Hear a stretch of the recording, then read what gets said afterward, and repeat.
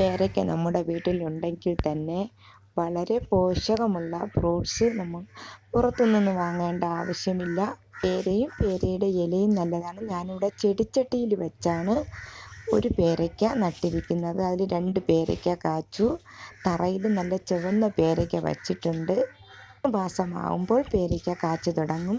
വലിയ ചട്ടിയിലാണ് വച്ചിരിക്കുന്നതുകൊണ്ട് പേരയ്ക്കയ്ക്ക് ചുറ്റും, ചട്ടിക്ക് ചുറ്റും നിറയെ പൊന്നാങ്കണ്ണി ചീര വെച്ചിട്ടുണ്ട്.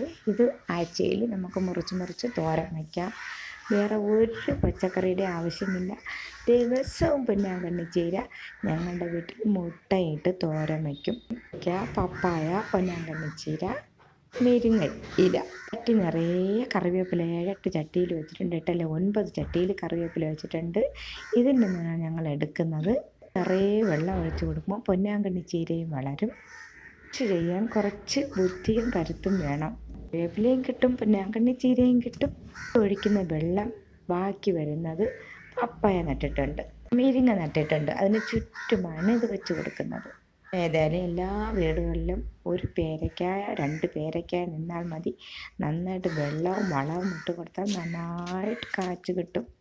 ഇലകളും പച്ചപ്പുല്ലുകളും എല്ലാം പറിച്ച് ഇതുപോലെ ചട്ടിക്കകത്താക്കി അതിൽ ചാണകവും എല്ലുപൊടിയൊക്കെ ഇട്ട് അതിൻ്റെ അകത്ത് വെള്ളം ഒഴിച്ച് കൊടുത്താൽ മതി. അത് അഴുകി അതിൻ്റെ വെള്ളം ഈ ചെടികളിൽ വെച്ചിട്ട് വീഴും.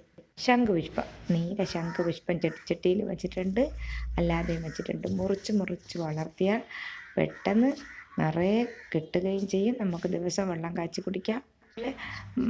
കറിവേപ്പിലയ്ക്ക് ചുറ്റും കുടങ്ങൽ വെച്ചിട്ടുണ്ട്. ഈ കുടങ്ങൽ ചമ്മന്തി അരയ്ക്കാൻ നല്ലതാണ്.